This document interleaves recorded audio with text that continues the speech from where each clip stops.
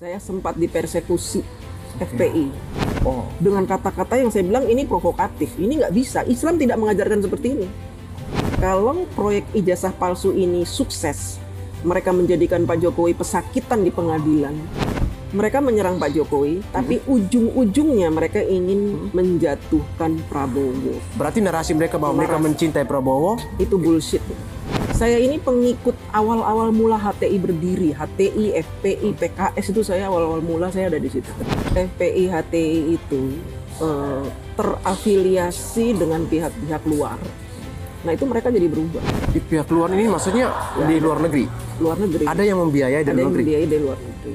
Ini poinnya. Jangan lupa disimak agar kalian semakin paham dan tahu sebab akibatnya, oke?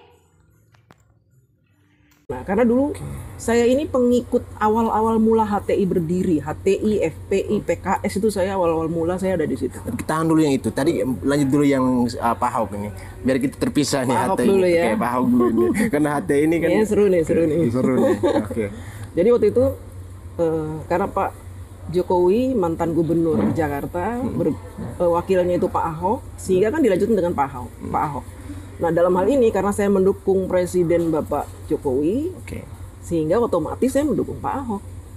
Oh iya. Karena Pak Ahok melanjutkan program-program Pak Jokowi di Jakarta. Kebetulan saya tinggal di Jakarta, jadi otomatis saya harus mendukung Ahok. 2017. 2017. Oke, ya. baik. Nah di situ teman-teman saya yang mantan HTI itu ngelihat saya mendukung Ahok itu marah semua. Bahkan saya dijapri, saya dikata-katain. Wah, kata-katanya itu menyakitkan. Dibilang saya ini murtad, kafir, percuma lo sholat kalau lo dukung orang kafir gitu.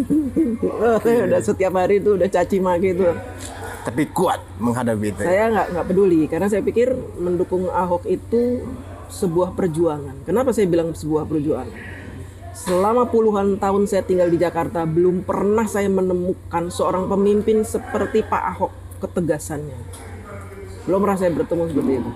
Dia tegas, dia berani melawan preman, meskipun beliau ini minoritas kan di Jakarta. Dia berani melawan preman, berani melawan DPRD yang selama ini mengatur gubernur dalam menjalankan kegiatannya itu mengatur Jakarta kan. Dulu gubernur kita tuh diatur sama DPRD. Kenapa saya tahu ya? Karena saya bekerja di sebuah instansi, di sebuah perusahaan swasta lah gitu ya. Yang mana di situ saya berhubungan dengan dinas-dinas.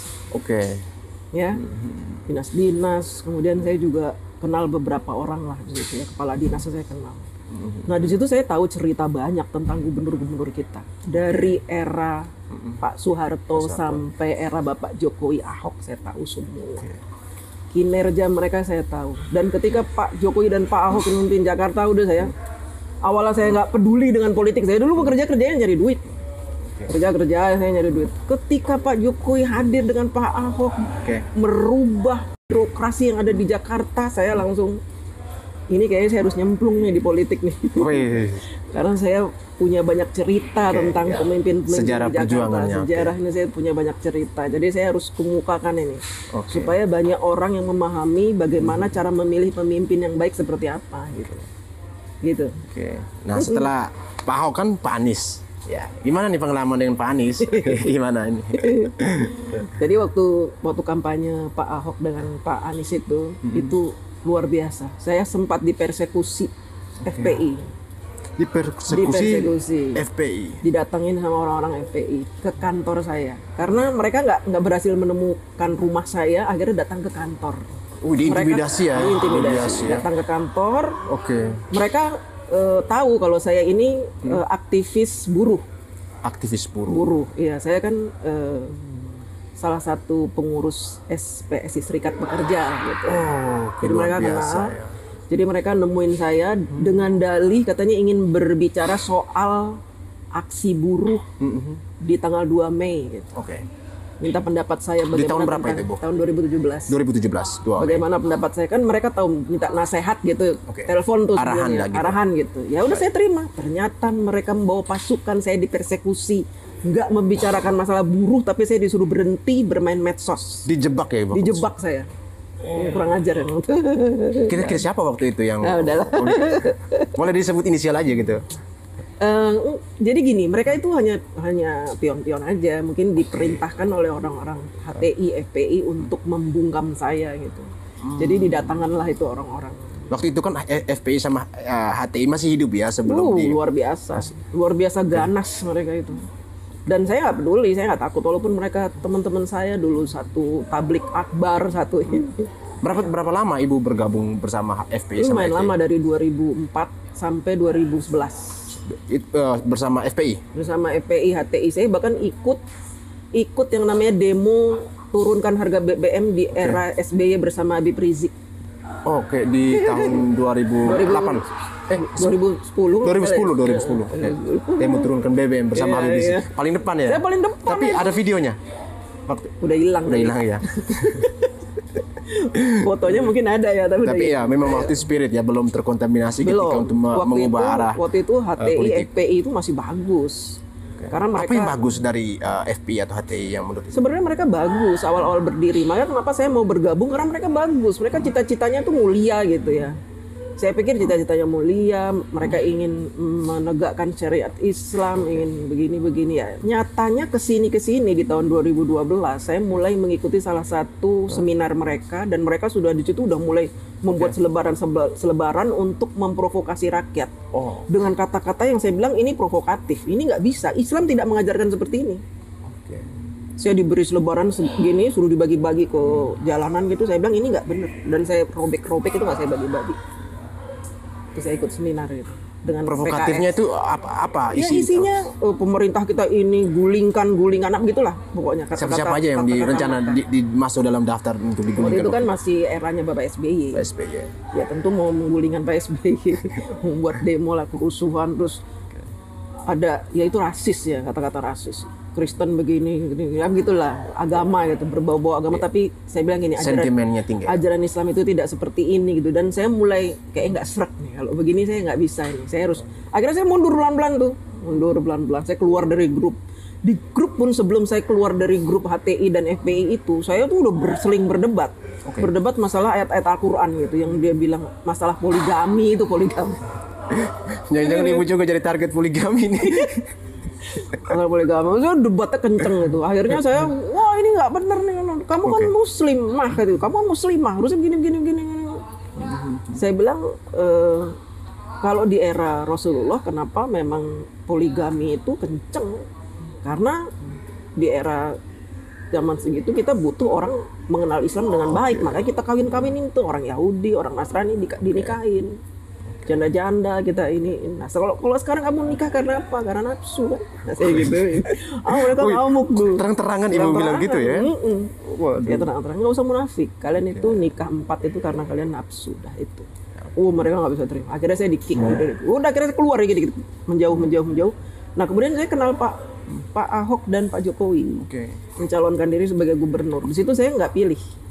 Karena saya masih terpengaruh dengan PKS, HTI, FPI itu doktrin. Jadi saya nggak pilih, saya takut masuk neraka. Jadi pilihan waktu itu ada berapa? Oke, Pak Ahok, Pak Jokowi, atau ada yang lain gitu? Ada Foke, terus ada siapa lagi gitu ya, saya lupa. Pak Oke ya. Semuanya nggak ada yang bagus. Saya kenal Foke, kinerjanya bagaimana, nggak bagus. Pak Jokowi saya belum kenal. Pak Ahok juga ada orang Cina gitu. Jadi saya nggak pilih gitu, karena saya nggak kenal gitu. Masih bagian akhirnya dari. Saya golput. Golput waktu itu? Golput di 2012. Nah, saya nggak pilih gubernur karena saya masih ragu. Nah, ketika saya bekerja seperti biasa dari kantor ke dinas-dinas gitu, itu saya menemukan suasana yang berbeda. Loh, kok berbeda nih? Kok kayaknya beda gitu? Iya Bu, kami sekarang udah pasang CCTV di mana-mana. Kenapa dipasang CCTV? Ya karena kami nggak boleh terima lagi uang sogok, uang suap. Tamu nggak boleh lagi bawa teng-tengan gitu. Wah keren juga nih. Iya Bu, sekarang begini-begini berubah Bu. Kita udah begini-begini. Wah udah Jokowi nih emang begini-begini. Wah keren nih kayaknya gubernur gue nih. Tapi sayang gue nggak pilih. Akhirnya 2000. Kan saya udah golput, tapi udah jadi gubernur kan. Tapi menetapkan pilihan hati untuk masuk bergabung bersama Pak Jokowi dan ketika Pak Jokowi mencalonkan diri menjadi presiden, dan itu justru saya mendorong. Saya mulai masuk ke Facebook itu sebelum Pak Jokowi mencalonkan diri sebagai presiden. Oke. Sebelum. Tapi saya sudah ancang-ancang nih kayak gue harus dukung Pak Jokowi jadi presiden. Kenapa? Karena Jakarta diubah 180 derajat, luar biasa berubah, dan gue pingin Indonesia berubah. Makanya saya bikin tuh di Itu Facebook. datang dari hati Udah sendiri. dari nurani, nggak Dan ada. waktu itu kan apa sudah masuk dengan afiliasi dengan urusan Nggak ada buruh afiliasi. gitu. Nggak ada. Ada. Saya di luar itu, saya pribadi. Pribadi. Ya. Pribadi. Bukan kena anak jenderal juga ya didorong Enggak, itu. Enggak. Saya sendirian berjuang, nggak ada siapa-siapa, dan saya benar-benar diserbu oleh orang-orang HTI FPI itu. Ketika ngelihat saya mendukung Ahok, mendukung Pak Jokowi itu. Oke, mengenai HTI dan FPI ini, kira-kira ketika Ibu kan cukup lama ya berada di dalam komunitas ini yang selalu menjadi pro dan kontra di dalam negara kita ini. Apa hal yang paling negasi dengan negara ini? Atau hal yang unggul dia secara positif itu apa? Jadi gini, sejak FPI HTI itu terafiliasi dengan pihak-pihak luar, nah itu mereka jadi berubah. Di pihak luar ini maksudnya di luar negeri. Luar negeri. Ada yang membiayai Ada dari yang luar negeri. membiayai dari luar negeri. Uni Eropa atau Eropa? Ya dari Inggris, dari Amerika tuh saya udah denger gitu. Nah mereka berubah setelah itu. Misinya apa itu? Misinya itu ya, kalau saya tangkap gitu ya, Oke. kan nggak mungkin dong mereka ngomong ke saya misinya ini, karena saya siapa, kan saya bukan Yang terpresentasikan dalam yang nampak itu misi mereka itu memang ingin menguasai Indonesia. menguasai Indonesia. Jadi mereka itu mendapatkan kucuran dana itu memang tujuannya hanya untuk Indonesia ini agar tidak dipimpin oleh orang-orang yang tidak pro asing gitu, yang akan menghambat orang-orang asing menguasai Indonesia. Selama ini nih teman-teman, kalau abang kalau ingin tahu hasil sumber daya alam kita ini yang ngelola siapa? Apakah Indonesia? Asing. Asing. Yang ngelola asing. Asing itu sebenarnya menjajah kita itu.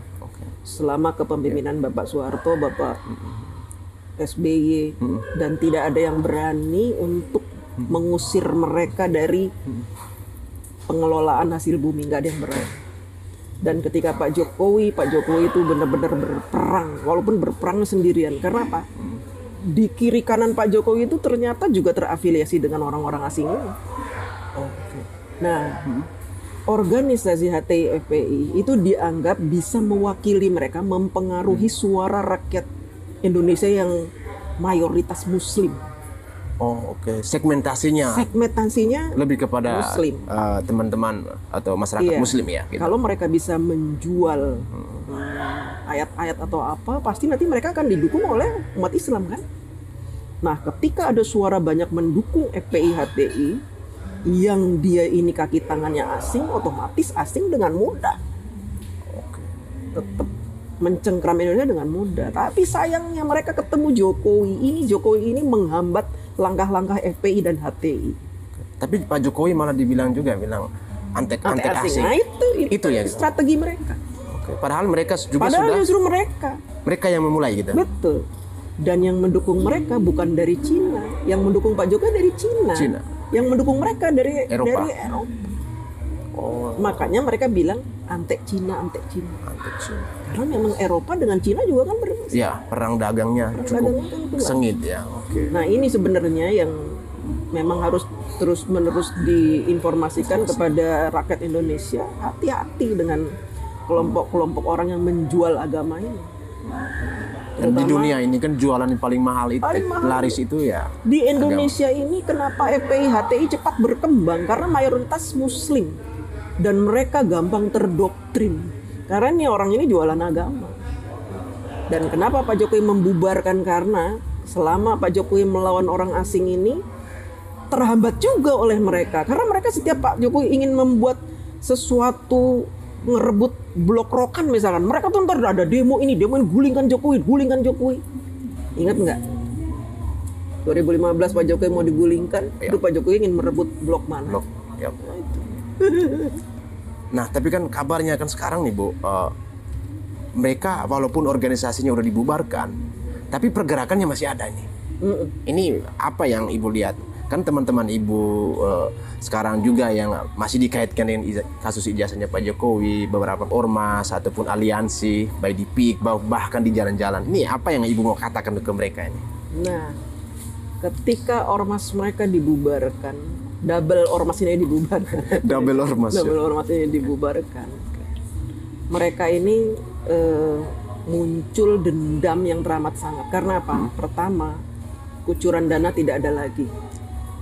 Ketika mereka bubar, otomatis berhenti kucuran dananya. Ketika kucuran dana berhenti itu, apakah mereka ada hasrat untuk mencari sumber dana yang baru lagi? Yang jelas, mereka punya kucuran dana dari mana-mana. Mungkin yang dari sini berhenti, tapi yang di sini masih membiayai. Kan kita nggak bisa sebut namanya ya, maksudnya masih membiayai. Ya akhirnya apa? Karena mereka dibubarkan, mereka berupaya untuk bikin lagi organisasi baru. Makanya teman-teman harus tahu nih, ada organisasi baru namanya FPI. Tapi 2 kali mereka bikin organisasi ditolak oleh Kemenkumham. FPI, bukan Front Pembela Islam, tapi bukan, apa? tapi berubah. Front Persatuan Islam itu yang pertama ditolak. Akhirnya mereka ubah Front Persaudaraan Islam. Dan sampai sekarang belum ada legalitasnya. Pergerakannya ilegal. Dianggap pergerakannya ilegal kalau menurut saya. Tapi dananya ya tetap saja karena kan dianggap bahwa ketua dari FPI dan HTI ini kan masih punya power, people power. Yang muncul di permukaan ini kan orang melihat bahwa minta maaf bahwa HR ya. HR yang mengorkestrasi ini di permukaan dan apakah antara FPI dan HTI ini punya satu sumbu yang sama? Satu sumbu sama. Oke. Berarti sekarang ketika sudah dibubarkan lalu ada munculnya dengan FPI yang baru ini, apakah masih tetap dengan satu sumbu yang sama untuk mengorkestrasi itu? Sama. Tapi mereka sudah tidak punya kekuatan lagi. Oke. Nah, kenapa mereka sekarang tidak punya kekuatan lagi? Karena tahun 2019 kalau nggak salah ya, ada Kiai NU yang namanya Kiai Madudin itu menemukan sebuah riset bahwa ternyata yang namanya Habib-Habib itu bukan keturunan Rasulullah. Artinya apa? Selama ini umat Islam ditipu mentah-mentah oleh mereka. Yang menggalang kekuatan Islam ternyata si penggalang ini bukan turunan Rasulullah. Lalu selama ini kita menganggap beliau ini mau mendukung beliau ini karena apa? Karena kita anggap ini cucunya Nabi junjungan kita. Nah, ketika Imaduddin membuat temuan, akhirnya mereka melemah. Jadi walaupun mereka sudah bikin organisasi baru dengan nama yang sama, kekuatannya tidak seperti dulu sebelum dibubarkan. Oke. Berarti pergerakannya mungkin halus. Pergerakannya sudah lemah, tapi tetap masih ada akar-akarnya itu masih tetap ada ya. Masih ada. Dan mereka masih berkegiatan di mana-mana. Masih ada. Salah satu kegiatan sekarang yang paling muncul di permukaan itu apa? Ijazah palsu. Ijazah palsu. Itu salah satu proyek besar yang harus mereka tuntaskan. Karena apa? Harapannya kalau proyek ijazah palsu ini sukses, mereka menjadikan Pak Jokowi pesakitan di pengadilan, maka otomatis Pak Jokowi itu yang sudah membuat undang-undang hilirisasi, membuat banyak undang-undang untuk pembubaran FPI, pembubaran HTI itu dianggap gugur. Kalau gugur berarti mereka ingin bergerak lagi, tumbuh lagi. Berarti dengan pergerakan ini berarti ada seseorang yang mereka ingin dorong untuk memimpin lagi. Kira-kira ada nggak siapa yang diinisialkan itu? Ya ada. Ada. Mereka sudah punya calon sendiri untuk menggantikan Pak Prabowo. Nah sebenarnya gini, mereka menyerang Pak Jokowi, tapi ujung-ujungnya mereka ingin menjatuhkan Prabowo. Itu sebenarnya ujung-ujungnya. Berarti narasi mereka bahwa mereka mencintai Prabowo itu bullshit itu. Karena saya tahu sekali waktu Pilpres tahun 2024 itu kan mereka Habib-Habibnya itu menghina Prabowo habis-habisan, yang dibilang setruk lah, lumpuh, orang setruk nggak bisa ngurus dirinya sendiri, mau ngurus negara. Saya ingat itu.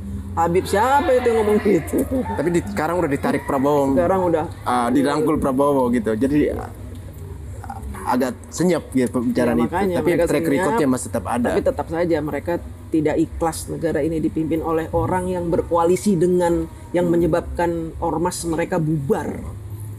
Makanya mereka selalu memunculkan kata-kata matahari kembar. Dibilang ini katanya macan Asia, ternyata kucing, masih juga jadi bonekanya Jokowi begini-begini. Itu sebenarnya kan begitu. Berarti kalau mau dilihat dari setelah sebelum ijazah Pak Jokowi akan isu pemakzulan juga. Apakah mereka ini juga lah yang orkestrasi di balik layar itu? Iya, udah pasti. Itu kan sebenarnya ada rangkaian-rangkaiannya dari sejak tahun ketika mereka dibubarkan tahun 2019 itu rangkaian-rangkaian untuk menjatuhkan Pak Jokowi itu terus sampai sekarang itu. Nah, tidak hanya Sampai sekarang masyarakat sipil. memakzulkan Mas Gibran. Nah, dalam pemakzulan Mas Gibran ini kan Wapres kita kan ada forum purnawirawan dan juga ada masyarakat sipil. Nah, itu. Kira-kira yang melihat peranan mana yang paling kuat nih antara masyarakat sipil yang terafiliasi dengan FPI atau HTI yang lama dan juga Forum Purnawirawan Jenderal ini, kira-kira apakah Forum Purnawirawan Jenderal ini juga turut memberi support kepada FPI dan HTI? Itu Forum Purnawirawan Jenderal itu juga nggak semuanya ikut. Nggak semua. Hanya orang-orang yang memang sudah terafiliasi dengan HTI FPI sejak tahun 2014. Cuma mereka menamakan forum, kemudian menyebut jenderal ini nggak semuanya. Mantan jenderal itu banyak yang waras, yang nggak waras itu hanya beberapa. Berarti keterlibatan untuk ormas ini tidak hanya masyarakat sipil ya sejatinya. Iya, tidak hanya masyarakat sipil, tapi mantan jenderal ini kenapa dimunculkan karena ya biar untuk unjuk gigi nih, kita ini hebat loh ada mantan jenderal gitu. Padahal mereka tuh udah, menurut saya mereka tuh udah lemah. Udah lemah atau emang nggak kebagian jatah ini di pemerintah Lemah Prabowo? dan nggak kebagian jatah. Banyak yang berpikir itu karena kalau dilihat bahwa kalau kata Ibu tadi bahwa dalam Forum Purnawirawan TNI ini kan tidak semua yang mendukung Pak Prabowo, ada juga yang mendukung Ada juga Pak yang Anies mendukung. sebelumnya ya di Iya. era Pilpres. Jadi apa istilahnya berarti dalam perjalanannya ini kan pasti ada yang belum kebagian jatah, makanya bergabung seperti itu. Tapi ya it's okay lah, itu kan sesuatu yang sangat politis. Tetapi ketika masuk dalam sesuatu yang sangat sensitif seperti agama dalam hal ini FPI dan HTI ini kan tentunya kan isu ini sangat segmentasinya sangat terbatas untuk itu. Tapi pengaruhnya besar ternyata. Betul. Nah, terhadap proyek ijazah ini Ibu, kira-kira mau sampai kapan dimainkan oleh mereka nih? Ini nggak akan ada berhentinya. Setelah proyek ijazah palsu akan ada lagi. Mungkin kasusnya Mas Gibran nanti diserang, gagal nanti serang lagi Pak Jokowi, gagal serang lagi Gibran, itu aja. Hanya Jokowi Gibran itu aja yang akan mereka mainkan, hanya itu sampai bener-bener Gibran lengser. Pak Jokowi nggak ada lagi yang mencintai karena sudah image buruk yang mereka ciptakan itu sebenarnya nggak akan berhenti. Berarti apa Ibu mau katakan bahwa ini mereka adalah pasukan orang-orang yang merasa sakit hati dengan kepemimpinan itu? Tapi kan mereka nggak mau dibilang pasukan sakit hati. Katanya kritik. Kalau kritik ngapain kritik Pak Jokowi? Pak Jokowi sudah bukan jadi presiden, sudah pensiun. Nah, sekarang Ibu sudah total mendukung Pak Prabowo ya? Total. Salah total. Apa yang Ibu mau melihat? Ya kurang lebih 1 semester lah yang kinerja Pak Prabowo dan Gibran ini yang Ibu lihat di lapangan. Apalagi Ibu ini juga berada di komunitas buruh dan itu yang menjadi target bagaimana Prabowo mensejahterakan masyarakatnya itu. Iya, saya melihat Pak Prabowo ini luar biasa lah. Puas saya dengan kinerja Pak Prabowo, apalagi Mas Gibran ya, puas sekali. Nah dulu saya kan bertentangan sekali dengan Pak Prabowo. Itu status saya itu sama teman-teman saya pendukung Pak Jokowi dari kubu merah, Banteng itu. Ya. Itu status saya yang lama-lama itu diungkap lagi. Inget tuh lo dulu gimana ngomong ke Prabowo. Ya saya antara malu dan ya namanya politik itu kan seperti ini ya. Ntar kita berbeda ya, sekarang kita bareng-bareng loh. Kenapa enggak? Justru mereka ini yang awalnya mendukung Pak Jokowi, kemudian sekarang mereka menghina-hina Pak Jokowi, bahkan ikut-ikutan masalah-masalah yang belum tentu kebenarannya seperti fitnah ijazah palsu ini, itu menurut saya nggak waras. Tapi dari PDIP sendiri ya, yang Ibu katakan Banteng tadi ya, mereka tidak banyak bersuara untuk ijazah Pak Jokowi. Apa yang Ibu lihat ini? Mereka elit-elit politiknya tidak banyak bersuara, tapi kroco-kroco di bawahnya ikut suara, bahkan menghina Pak Jokowi masalah ijazah palsu ini. Kan ini orang bodoh menurut saya, ya orang bodoh. Mereka kan tahu sendiri dulu 2 periode mendukung Pak Jokowi ya karena Pak Jokowi ijazahnya asli. Kenapa sekarang mereka menjelek-jelekan ijazah Pak Jokowi, ini kan aneh. Menurut saya aneh. Nah kalau saya dari gelap menuju terang menuju Pak Prabowo itu wajar ya kan, orang insaf ya, sadar. Dan kenapa saya mendukung Pak Prabowo? Karena pertama saya melihat ketika Pak Prabowo dirangkul oleh Pak Jokowi itu Pak Prabowo berubah. Yang tadinya emosional jadi kayaknya berubah. Mungkin karena ketularan aura positifnya Pak Jokowi ya, jadinya nggak berapi-api seperti dulu, kalem. Bahkan sekarang dikata-katain sama Rocky Gerung apa itu, kalem kan, nggak emosi, dia santai gitu kan. Ya, ini kinerja yang Pak Ibu nilai, melihat penilaian objektif ya. Objektif, iya. Keterwakilannya secara subjek ya. Secara subjektif. Bukan atas nama komunitas buruh ya. Bukan. Saya pribadi. Sebagai anak jenderal. Sebagai anak jenderal. Tapi kan ya kita tahu lah bahwa kita katakan fair ya, bahwa suatu pembangunan pemerintah itu kan ketika kita melihat kinerjanya bagus, tetapi ada hal-hal yang perlu kita kritisi juga untuk sesuatu yang maju. Kira-kira dari apa tadi yang Ibu katakan kinerjanya luar biasa dan bagus, kira-kira ada di sektor-sektor mana yang perlu Prabowo melakukan improvisasi ya sebagai bentuk kritik yang konstruktif untuk pada pemerintahan Prabowo gitu. Apa? Mulai entah mungkin dari pertama di ruang lingkup kementerian kah, atau program kerjanya yang mungkin belum maksimal karena baru berjalan 6-7 bulan, baru 1 semester gitu. Jadi ya itu fair, sebagai masyarakat kita yang merasakan langsung ada yang kurang di sini, tolong dilengkapi atau gimana. Nah, kalau untuk kinerja Pak Prabowo saya yakin sudah maksimal, bagus lah, bagus maksimal. Hanya saja memang ada satu hal yang Pak Prabowo belum bisa tangani.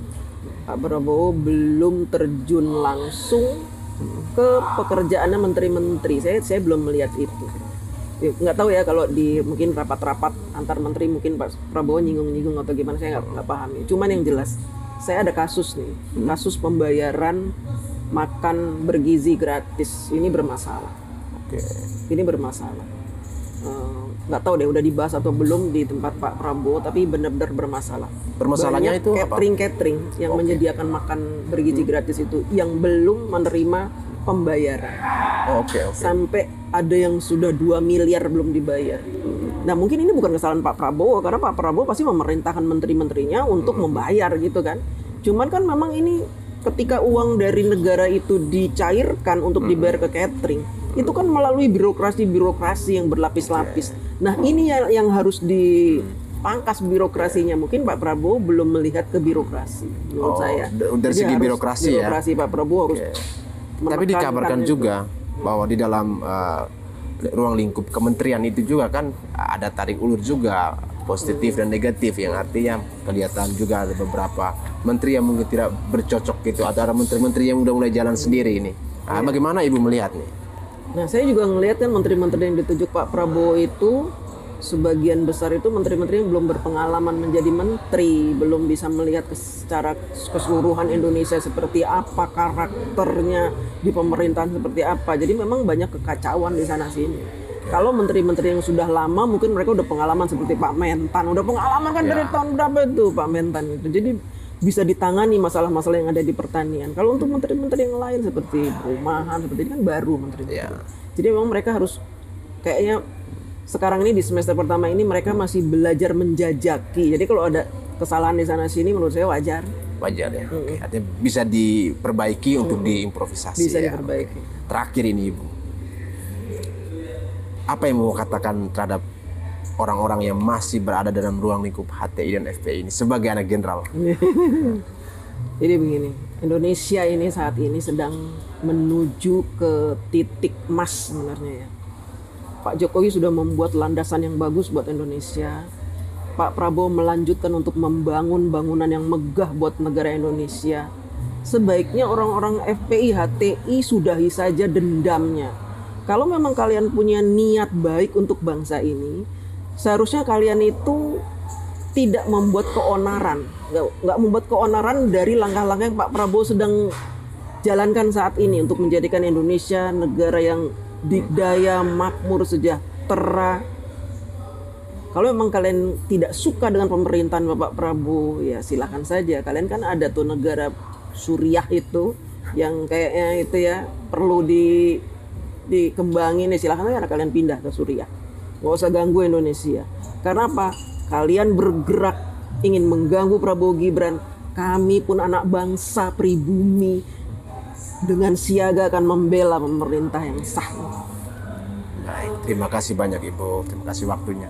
Teman-teman, saya berharap bahwa konten ini bukan menjadi konten yang berunsurkan sentimen terhadap rasisme ataupun kebencian terhadap suatu agama tertentu, penganut kepercayaan tertentu. Tapi inilah konten pencerahan di mana Ibu yang dulu begitu lama berada dalam komunitas HTI dan FPI dengan sadar atas kepribadiannya untuk keluar dari lingkupan tersebut, terus mengalami dinamika di dalam, terus keluar untuk bergabung dengan Pak Jokowi, Prabowo Gibran, dan itulah pilihan pribadinya melihat secara rasionalitas dan pilihan hatinya. Dan sebagai masyarakat Indonesia ya kita tentu bahwa turut mendukung pemerintahan Prabowo Gibran. Apapun jika ada hal-hal yang mungkin di dalam perjalanan pemerintahan Prabowo ada hal yang kurang atau apapun dalam kritik, tidak pernah Pak Prabowo sendiri mengatakan dia tidak anti kritik ya, tapi beliau berharap bahwa kritik itu sesuatu yang rasional dan konstruktif tanpa harus merugikan orang lain ataupun